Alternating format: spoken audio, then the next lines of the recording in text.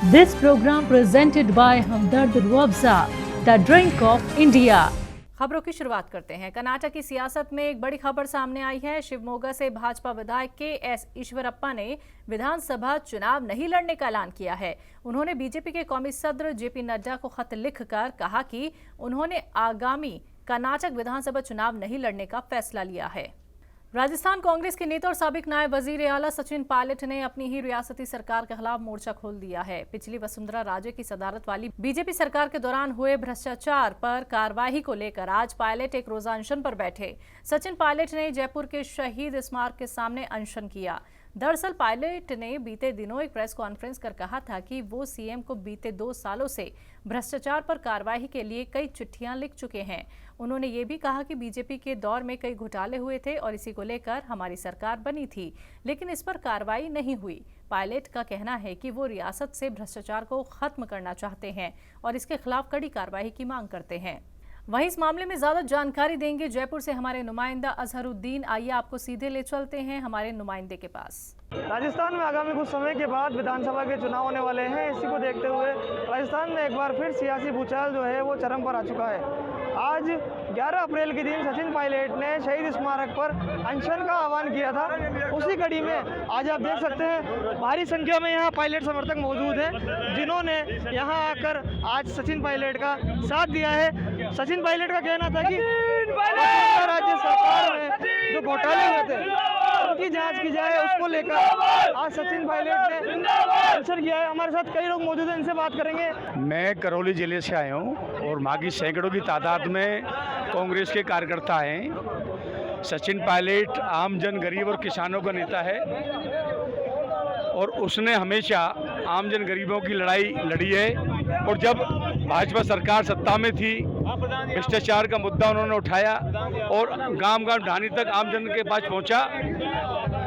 पास पहुंचा और उसी का कारण है। आगामी समय में विधानसभा चुनाव है, क्या सचिन पायलट को सीएम देखना चाहते हैं आप? मैं ये कह रहा हूँ, अगर उसको सीएम नहीं बनाया तो उनके समर्थक लोग हैं, उसका कांग्रेस पार्टी को उसका विरोध का सामना करना पड़ेगा। ये कटु बात है। हाईकमान सुन लो और कोई सुन लो, अगर सीएम प्रोजेक्ट सचिन पायलट को नहीं किया गया तो कांग्रेस का खामियाजा भुगतना पड़ेगा। जय हिंद। देख सकते हैं आपके बड़ी संख्या में यहाँ जो कार्यकर्ता हैं वो भी मौजूद है, जिन्होंने साफ तौर पे नाराजगी जाहिर की है कि अगर सचिन पायलट को मुख्यमंत्री नहीं बनाया जाता है तो पार्टी को इसका खामियाजा भुगतना पड़ेगा। हालांकि जो आलाकमान है लगातार इस मामले पर निगरानी बनाए हुए और आलाकमान ने नाराजगी भी जाहिर की, लेकिन देख सकते हैं जो ग्राउंड लेवल पे जो सचिन पायलट के समर्थक हैं, जो कांग्रेस के कार्यकर्ता हैं, वो भी सचिन पायलट के साथ आज सड़कों पर उतर आए हैं। कैमरामैन मनोज यादव के साथ में अजहरुद्दीन, तहजीब टीवी, जयपुर। बिहार के डिप्टी सीएम तेजस्वी यादव दिल्ली बाकी ईडी दफ्तर पहुंचे। नौकरी के बदले जमीन घोटाले से जुड़े मनी लॉन्ड्रिंग मामले में पूछताछ के लिए उन्हें ईडी ने तलब किया है। इससे पहले 25 मार्च को इसी मामले को उनसे सीबीआई ने पूछताछ भी की थी। उसी दिन उनकी बहन और राज्यसभा सांसद मीसा भारती से ईडी ने पूछताछ की थी। ईडी का इस मामले में कहना है कि अब तक की गई पीएमएलए जांच से ये पता चला है कि लालू प्रसाद के परिवार ने रेलवे में नौकरी दिलाने के एवज में पटना और दीगर इलाकों में अहम मकामात पर कई जमीनों को गैर कानूनी तरीके से कब्जा किया था। आपको ये भी बता दें कि लालू यादव 2004 से 2009 तक रेल मंत्री थे। आम आदमी पार्टी को कौमी पार्टी का दर्जा हासिल होने के बाद आम आदमी पार्टी कन्वीनर और दिल्ली के सीएम अरविंद केजरीवाल ने कारकुनान को खिताब किया। इस मौके पर उन्होंने कहा कि हमारा सपना है मेक इंडिया नंबर 1 और सिर्फ आप ये कर सकती है। पहली बार देश के अंदर पहले कहते थे चुनाव लड़ने के लिए इतना पैसा चाहिए, बेईमानी तो करनी पड़ती है। हमने दिखा दिया कि ईमानदारी से चुनाव लड़े भी जा सकते हैं और जीते भी जा सकते हैं। हमने दिखा दिया कि ईमानदारी से सरकार चलाई भी जा सकती है और सफल सरकार चलाई जा सकती है। हमने साबित कर दिया कि सफल सरकार तो ईमानदारी से ही चलाई जा सकती है, बेईमानी से सफल सरकार नहीं चलाई जा सकती। तो जैसा मैं कह रहा था, भगवान हमसे कुछ कराना चाह रहा है। हम सबका सपना है कि भारत दुनिया का नंबर 1 देश बने, मेक इंडिया नंबर 1। और हमारा देश बन सकता है नंबर 1। हमारे देश के अंदर क्षमता है, लोगों में क्षमता है और शायद भगवान ये चाहता है कि ये भगवान की भारत को दुनिया का नंबर 1 देश तो ये आम आदमी पार्टी वाले ही बनाएंगे। ये काम हमारे हाथों से ही कराना चाहता है।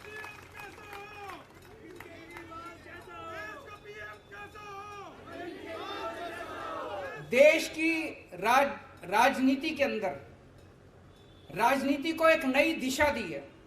अभी तक जब भी ये लोग चुनाव में आते थे, केवल और केवल गुंडागर्दी, गाली गलौज, उसने उसको गाली दे दी, उसने इसको गाली दे दी, उसने उसको कुछ कह दिया, उसने इसको कुछ कह दिया। टीवी वाले आते थे, जी उन्होंने आपके बारे में ये बोला, आपको क्या कहना है? अरे बोलने दे, क्या हमको क्या लेना देना किसी ने क्या कहा हमारे बारे में। बस यही चलती थी राजनीति।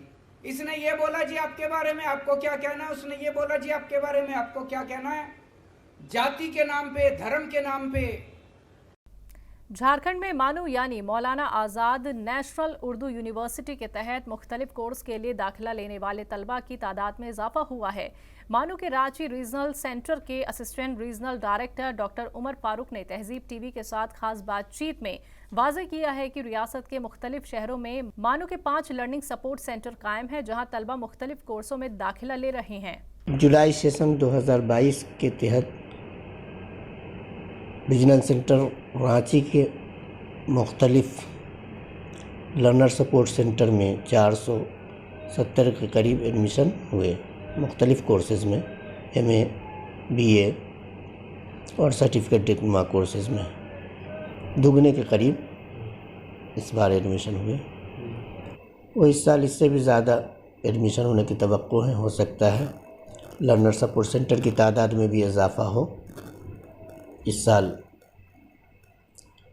मौलाना आज़ाद नेशनल म्यूज़िक एक्यूरेंसी लिस्ट में जैक के कोर्सेज़ भी शामिल हो गए। जैक के मदरसे के कोर्सेज़ भी शामिल हो गए हैं। इससे भी तादाद में इजाफा होने की उम्मीद है और मदरसों से पास तलबा व तालिबात मेन स्ट्रीम से जुड़ेंगे। अभी कितने तरह के कोर्सेज चल रहे हैं? अभी 6 PG कोर्सेज़ हैं और BA BCom। इस साल से BSc भी का अप्रूवल मिल जाएगा तो BSc भी शुरू हो जाएंगे इस साल। जुलाई की 2023 सेशन से BSc भी शुरू हो जाएंगे इंशाअल्लाह। B.Ed के भी चलते हैं डिस्टेंस के। B.Ed के उन लोगों के लिए हैं जो सर्विस में है, ऑलरेडी सर्विस में है, उनके लिए B.Ed डिस्टेंस मोड के B.Ed होते हैं। कितने सेंटर हैं झारखंड में 5 हैं। रांची में 1, गोड्डा में 1, गिरिडीह, हज़ारीबाग, रामगढ़, 5 जगह सेंटर हैं। सब अच्छा रिस्पांस हमारा? हाँ, अच्छे रिस्पांस में सबसे अच्छे रिस्पांस गिरिडीह और गोड्डा में है।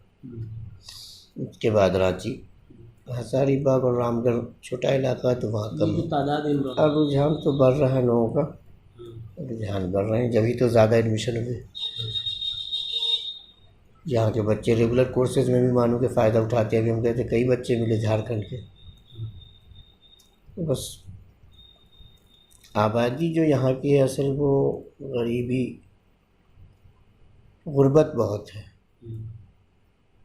जो हमारी उर्दू आबादी है उनके सामने फ़ीस का मसला हो जाता है, इसलिए भी कम आते हैं। और दूसरे ये है कि उर्दू जो सरकारी स्कूलों में ही है, जो भी है, बच्चे नीचे से जो पढ़ के आएंगे उर्दू, तभी तो हमारे यहाँ के कोर्सेज कर सकेंगे।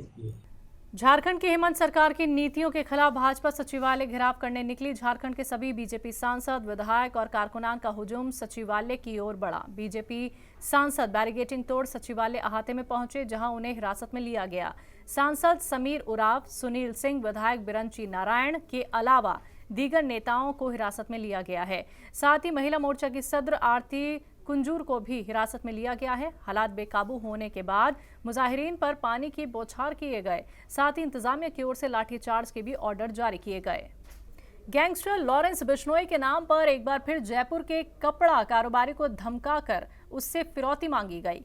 जयपुर पुलिस ने फौरी तौर पर मामले की संजीदगी को देखते हुए 4 मुलजिमिन को गिरफ्तार किया है। मामले की जानकारी देते हुए एडिशनल कमिश्नर कैलाश चंद्र बिश्नोई ने बताया कि गिरफ्तार चारों मुलजिमिन का कनेक्शन 007 गैंग से है।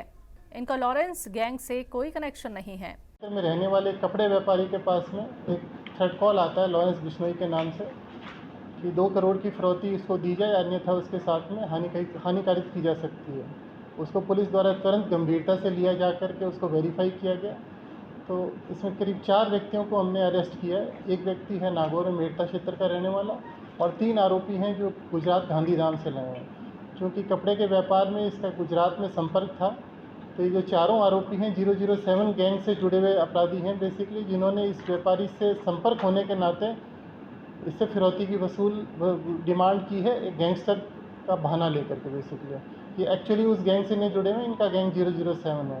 क्योंकि हर एक घटना को बेसिकली उसी गंभीरता से आयुक्तालय द्वारा लिया जाता है, तो इसको भी त्वरित हमारी टीमों के द्वारा इनको अरेस्ट करके इस घटना को प्रकरण का निस्तारण किया। अजमेर में लगातार पैंथर के मूवमेंट को लेकर लोगों में दहशत बनी हुई है। वहीं पहले पुष्कर घाटी में पैंथर का मूवमेंट देखा गया था, जिसके बाद तारागढ़ की तलहटी में लगातार पैंथर का मूवमेंट नजर आ रहा था, जिसके बाद लोगों में दहशत का माहौल बन गया है।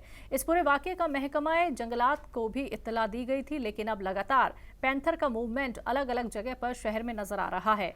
फ्रेजर रोड इलाके के लोगों की माने तो उन्हें लगातार पैंथर की मूवमेंट देखने को मिल रही है। वहीं खवातीन ने जानकारी देते हुए बताया कि उन्होंने सुबह 10 बजे पैंथर को फ्रेजर रोड के पीछे नाले के आसपास देखा, जहां नाले के पास एक जानवर को अपना शिकार बनाकर ले जा रहे थे।